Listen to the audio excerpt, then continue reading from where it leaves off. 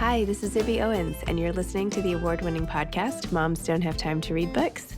I'm also the host of Moms Don't Have Time to Lose Weight, and I'm the editor of the anthology, which you should run out and buy, called Moms Don't Have Time to, a quarantine anthology. All proceeds of that book go to COVID-19 vaccine research. And I'm the editor-in-chief of Moms Don't Have Time to Write, a new publication on Medium, and we're accepting submissions, so please send your personal essays there. And if all that isn't enough, you can follow me on Instagram at Zibby Owens, and my website is zibbyowens.com. Okay, now back to this amazing podcast. Welcome, Alena. Thank you so much for coming on Moms Don't Have Time to Read Books. This is my absolute pleasure. Thank you so much for having me. I'm so excited to discuss The Happiest Girl in the World, which is on such an important topic. And I was just so excited to read it and talk to you about it. Thank you. Thank you for having me. And thank you for everything that you've done for authors. I love this podcast. I love your entire brand. I'm just so happy to be here. Oh, yay. Thank you. I like my brand too. I can't help myself from starting new things. It's like I know. Very distracting. All your newsletters, I'm like, what else is here? Thanks for subscribing. Yeah, of course. Okay, why don't you tell listeners a little about The Happiest Girl in the World and what inspired you to write this book? Sure. So The Happiest Girl in the World is about a gymnast who is training for the Olympics and all of the costs of driving yourself that hard and pursuing something at that level, and who it affects. And of course, it's also about the culture of USA gymnastics that we've all heard about. So that's part of the cost. It's about a girl who sacrifices her childhood, the toll it takes on her body, the stress it puts on her family, on her parents' marriage, on her twin brother, as well as on her best friend, who they're kind of growing up in gymnastics together.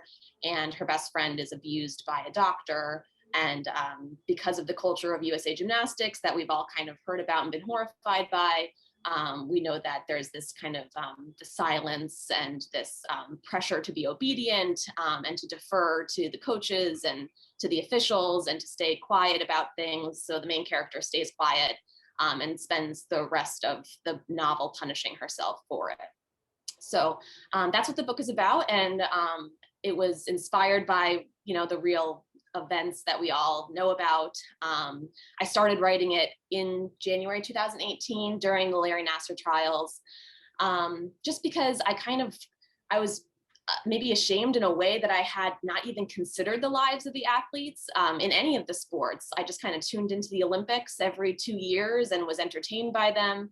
And of course, there's human beings behind those performances. And if you're going to be pushing yourself that hard, there's going to be repercussions. And so I started asking myself a lot of questions about, these organizations and how they're built and what their priorities are, and if they're really keeping their athletes, and who are children often, safe, as well as a bunch of other questions about what happens to people who get injured, and what happens to people who don't make it and who have put everything into this dream and then miss it by a hair because so few do. So I just, kind of did research and was exploring these questions. There was a lot, though, of actual gymnastics. So as I was reading, I was like, you must be a gymnast or something, or you've been watching a lot of gymnastics. I am not a gymnast. I can't do any gymnastics except maybe a cartwheel.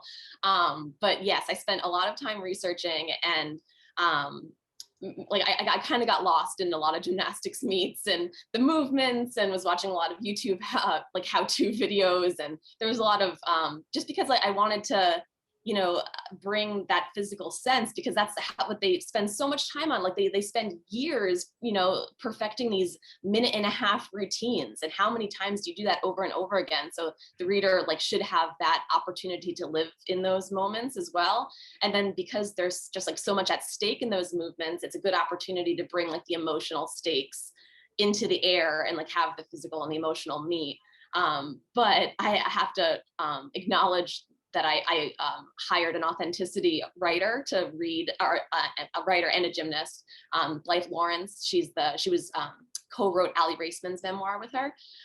So I was really lucky to have her look it over to make sure that I was accurate, because there was a lot of things that I just had no idea about that she was able to to let me know. Like, for instance, I thought like a triple twist would be harder than a 2.5 because the number is bigger. And she was like, well, with the 2.5, you're landing blind. So that's actually a more difficult move. So just stuff like that I would never know on my own, she was able to support me with. And it was just a pleasure working with her. Wow. Well, I have to say, I felt like that was a big strength of the book, because I felt literally like I was there, like rotating around the bars, and my hands were holding, like, you definitely created such a sense of like being there, which I feel like the best books do. And Thank you so I much. loved that feeling. Especially, I have a daughter who used to compete in gymnastics, and I was in the locker rooms with the other moms trying to figure out how to do the hair the way you describe her mom doing. And obviously her mom got a lot better than I did, and I probably should have watched some YouTube videos about it, but I wasn't that invested in my own success. So I kind of got to know the culture a little bit of that whole world. So reading about it was super interesting for me.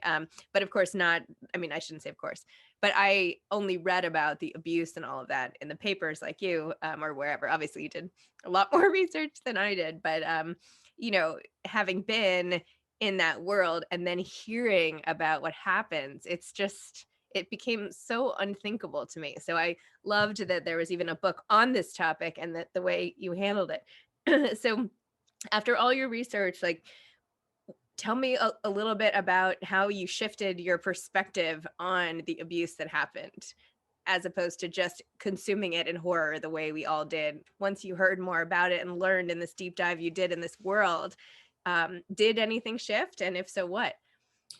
So I was, so when the Larry Nassar trial broke and made headlines, I was actually finishing up Mercy House, my first book, which has to do with sexual assault as well, and that time in the Vatican. And I couldn't help but see the parallels with, the Catholic Church, USA Gymnastics, and then also Hollywood with the Me Too movements. Like, they were all this kind of, this culture that is holding welfare hostage, basically, and often on women, but just in general in vulnerable populations. So they have what these individuals want, and they are forcing them to be obedient and quiet and to toe the line in order to give it to them. So I was tuned into that already. And then the more that I researched about USA Gymnastics, the more I saw like the specific ways in which they applied that kind of principle.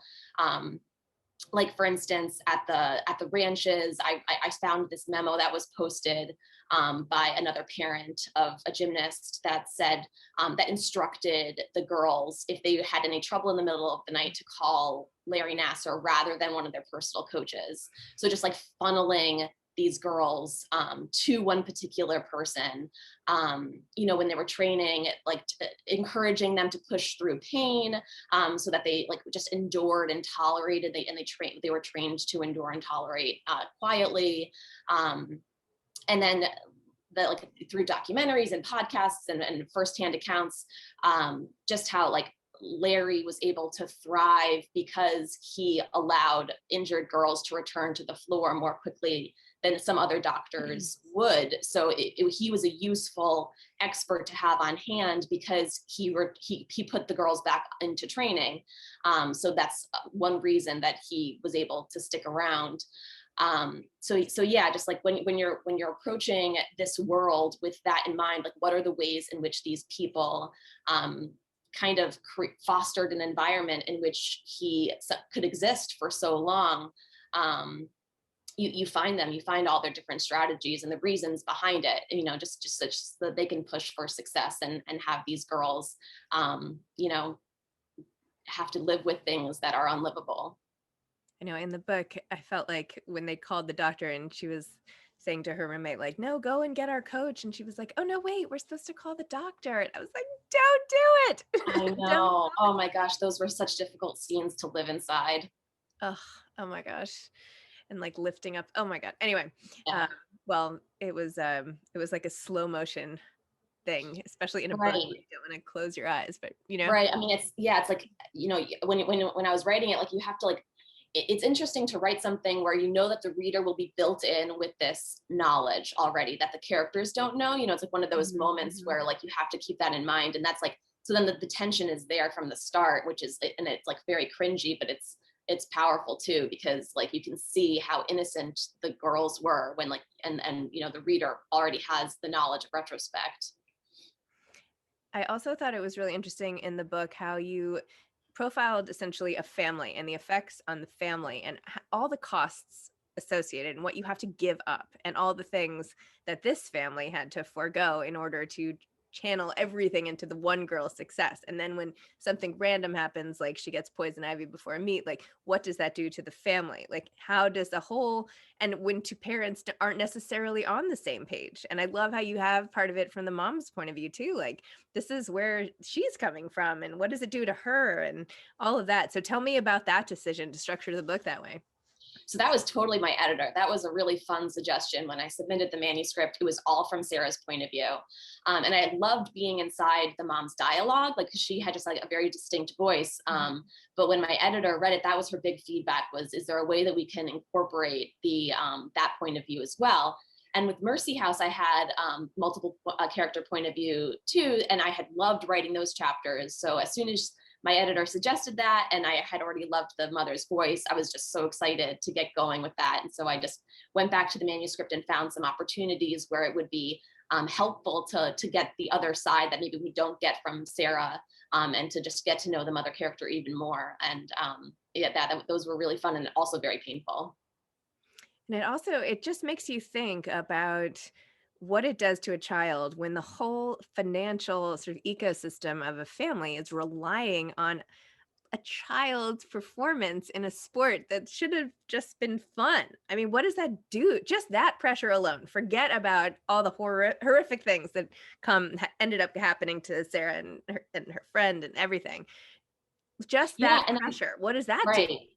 And the longer you're in it, the higher the stakes become, because like the more that they've sacrificed, and so like there's just, it's quitting is, you can't even consider it because it's you've been in it too long. I wonder what that ends up doing as you become a parent yourself, right? And then you have to go through and I don't know, sort of the sins of the fathers lived on the youngers. I don't know. I wonder. I know, like the like because the mother's parents kind of dismissed her, so she wanted to kind of like move against that, and that's so that she was acting against the way that she'd been raised. And then how will Sarah move on? Like at the end of the book, I'm able to give like a little insight into what she will be as a mother and having her own daughters and things. But yeah, it would be interesting to know what choices she makes and doesn't make based on how her mother treated her. Yeah, you're right. It's also like this kind of cycle. I once interviewed someone, John something Bishop, who said basically all of parenting is either is a reaction to everything that has been before you. Either you do what you liked or you go right against it. And like the real challenge is like literally learning to parent in a vacuum as opposed to reacting one way or the other. Right. And like stuff you don't even think about. Like just yesterday when I was, my son is 2, I was like doing our Easter ritual and I'm putting out the candy in the morning. And my husband was like, oh, is that, that's what your parents did? And I hadn't even thought about it, like making this trail of chocolate throughout the house. Like, of course, that's what my parents did. And I thought that's what everyone did. But yeah, you're just like kind of baked in with stuff that resonates with you or stuff that you're trying to balance out. That's so sweet. Yeah, we always did like a birthday breakfast. And finally my husband is like, why are we always having cake for breakfast? I'm like, doesn't everyone have cake for breakfast? He's like, no, have cake for dinner. So I don't know why we had that tradition, but yes, it makes you question. So tell me more about how you got into writing to begin with, Mercy House, this book, like your whole writing trajectory. Did you always know you wanted to be a writer? Yes, I did. So from when I was very little, I was, reading adult books. Like when I went back and found my 4th grade yearbook, and I had written favorite book was Separate Beds, which was just like this thick romance novel that I think I had found of my mom's. And so I started writing my first book when I was 10. Yes, so I just always wanted to be a writer. Have always pursued it much more seriously after college. And it's been a relentless pursuit since that time. And so it took about 10 years from after college to getting Mercy House published. And there were a bunch of books in between and a couple different agents and a lot of submissions, a lot of closed calls, a lot of rejections. And then, yeah, when I I guess it was 2018 that I signed on with my agent, and then it just rolled so quickly after 8 years of nothing. It was just all of a sudden we had like interest from Hollywood. Like we were kind of fielding phone calls from different producers and things. And I just couldn't believe it, because like sometimes it feels like it's just never going to happen. And it's starting, like it's embarrassing. People are like, how's the writing going? And you're like, it's still going. I'm still writing. And then all of a sudden, I'm on the phone with Amy Schumer, and I'm going to meet her in New York. And it feels absurd and magical. And then, since then, I have this book now coming, and I have another one coming in October, and another one slated for next year. So it just, like, once you find the right people, then like opportunity just begets opportunity. And I'm just like so lucky. I mean, it's conceivable that like it could take, I don't know, like however long. If I hadn't submitted to my agent then, like who would have been maybe the next person? How long could it have taken? Like, would I just have given up at some point? Maybe not. But so yeah, it seems like it just takes a lot of, some talent, a lot of hard work, but like also just tons of luck to find the right people at the right time.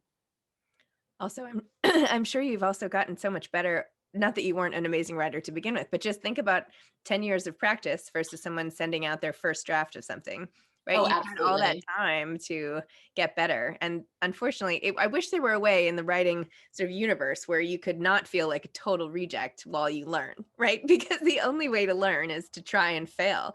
And that's like part of the process. But if it doesn't feel like it's part of the process, it feels like a complete failure and like you're never going to get there, right? Right. Like Malcolm Gladwell actually, I think, calls 10 years the magic number, right? Like that's usually how much it takes to get those, is it 40,000 hours of practice before you become really good at something. And it's so true. Like, I mean, I definitely can't look at manuscripts that I wrote 10 years ago, but even if I'm flipping through Mercy House, I'll find sentences that I'm like, oh, I would have cleaned that up, like you're constantly evolving and like coming up with a different style. And so like, hopefully we just keep getting better and better. Wait, so with all your Hollywood discussions, where did that end up? So Mercy House is in the process of, it's in development as a television series. So as far as I know, they have written the first episode and are like looking around for casting. So exciting. That's Yeah, so cool. I know. And what are the next two books about? So I have a memoir coming out in October called My Body is a Big Fat Temple. And it's about my experience with pregnancy and early motherhood. Because when I became pregnant, I'm just like, whenever I go through any experience, I look for books about it so that I can kind of know what to expect, and then also feel less alone if I'm going through something, knowing that somebody else went through it.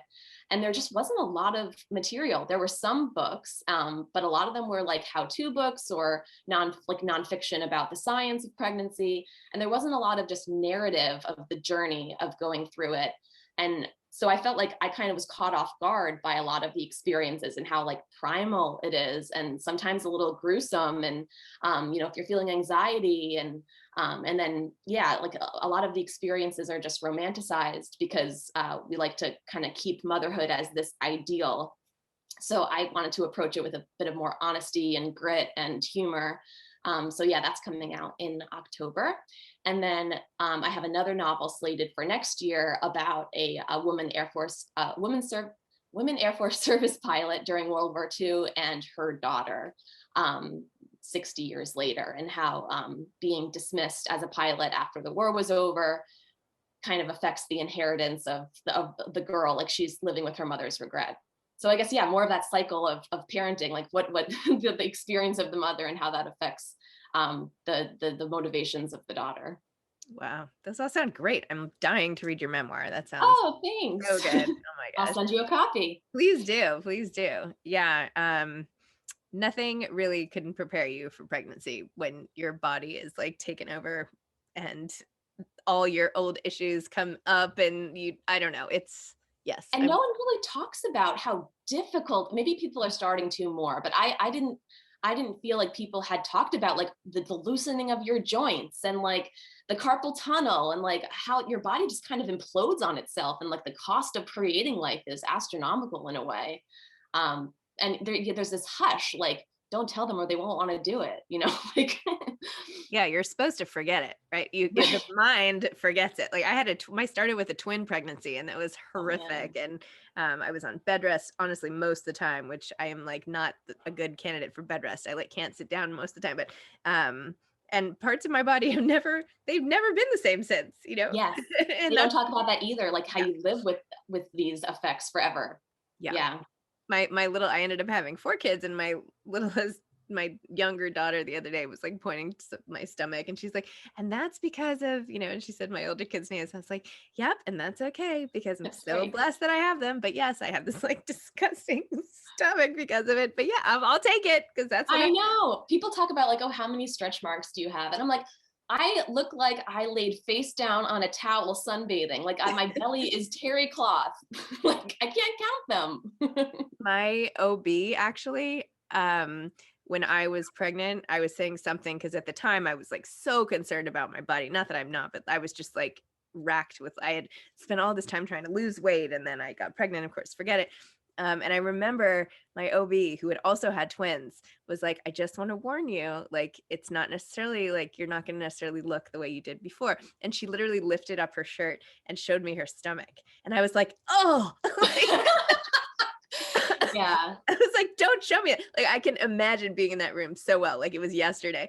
And of course, like, I don't look so different, but I don't know. I felt like that was my warning, like one woman to another, one mother to another, in the privacy of, an intimate doctor's office, just showing me like what's to come.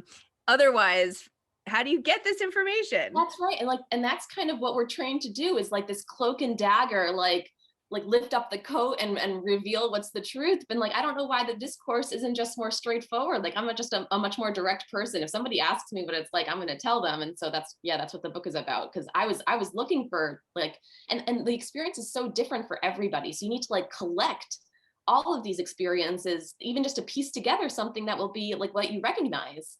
Yeah. So I think just like we need to just have more stories so that people know that they're not alone, because if they are feeling something and that's not something they've heard of, like you really feel isolated and like you're an anomaly, and that's a scary feeling.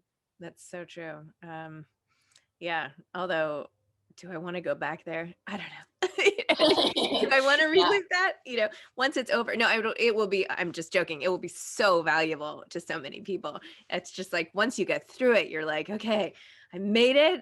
Like, on to the next 8,000 hurdles. Like, Exactly. That's but then true. of course you have this trail of memory, following you around, like a tail, behind you, that, should I turn around and look, or should I just let it sort of whack the ground? Right. And like you said, your body's now a map of it too. Yes, exactly. Well, that's so exciting. So when do you write? What's your process like? So I write in the mornings. I'm really lucky to have, my husband has a flexible work schedule. So he's a professor. So he arranges all of his classes to be afternoon. And especially with the pandemic, we don't have childcare. So I wake up and I have the morning shift every day. And then he has the afternoon shift. And then we both work after my son goes to bed, and we both work weekends. So yeah, but I write every day in the morning. That's my spot. Wow. Right here, like where we're doing our little Zoom. So I write in my bedroom. This is the basement where I'm holed away. There's like it's more quiet.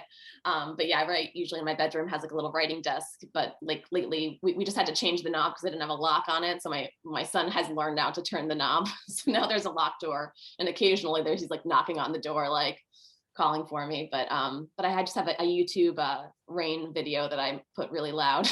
So I write through thunderstorms every day. Wow.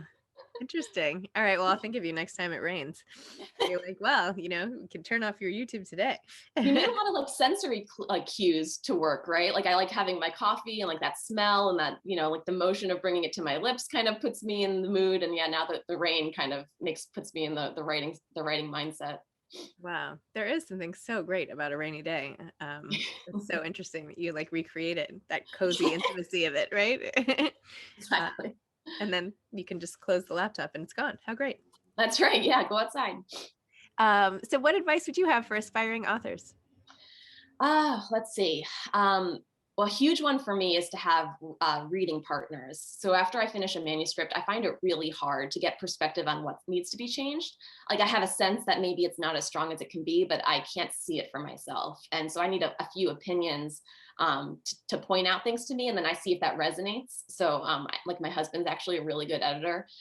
So he reads it over a couple days, and he's really good at marking it up, and then he tells me, and then we don't speak for a couple days, and then and then I'm able to like agree that, okay, fine, yes. And then and then my agent and my editor and I have a few other friends from my MFA program that we still swap work. And I rely so heavily on that like, for the revision process. So yeah, that would be my recommendation, is to get some readers that you trust. Like there's a few groups as for finding those people, there's a few groups on Facebook that I find really helpful for writers, like all those binders groups. Mm-hmm. If you just like post something that you need, you get so much response. That's how I found Allie Raceman's co-writer, Blythe Lawrence. I just posted something like, is there a gymnastics expert out there who could help me? And she responded, and like, she's like the top of the top. It was just so fortunate. So that's one, getting a good reading partner. And then just like practically, I like to stop my days mid-scene. So that when I begin the next day, I have that momentum and I'm not staring at like a blank page of a new chapter. Even though it feels really satisfying to finish the scene and walk away, I find it really much easier the next day if I like just already just jump in, waist deep, rather than trying to start from scratch. Do you finish the sentence or do you stop mid-sentence? I haven't tried that. Maybe I'll try that. No, but I usually finish the sentence and then begin a new paragraph, but in the same moment. Wow, that is awesome. Yeah, the blank page is so intimidating. Sometimes when I'm trying to write something, I just put it in an email because I'm like, email is so non-threatening. I'm just gonna like start it as an email. Oh, that's a good idea. Somehow, like Word or Pages or the programs, when it's just like big and there's a cursor, right? Formatting the with nothing blinking there. Cursor, yeah. Right? I'm just like, I can't deal with that. I'm just gonna pretend this is an email to a friend, and I'll start it that way. Good idea. Anyway, well, amazing. This is so great. And I can't wait to read your memoir. And I'm so glad I got to read at least most of The Happiest Girl in the World. And now I want to watch Mercy House when it comes out. Anyway, so much exciting stuff. And I'm just so glad our paths have crossed. And yes, congratulations so on all your stuff. I'm glad you found your agent. Yeah, me too, man. That's a blessing. Awesome. All right. Well, thank you so much for coming on, and best of luck. Thank you for having me. Okay. Me too. Bye. Take care. Bye-bye. Thanks for listening to this episode of Moms Don't Have Time to Read Books. Don't forget to follow me on Instagram at Zibby Owens and at Moms Don't Have Time to Read Books. Also sign up for my newsletter at zibbyowens.com and sign up for my virtual book club and meet lots of authors on Zoom every other week. Thanks so much to Steve and Ryan at Texture Sound for the sound editing. And thank you to Morning Moon Productions for providing this fantastic intro and outro music.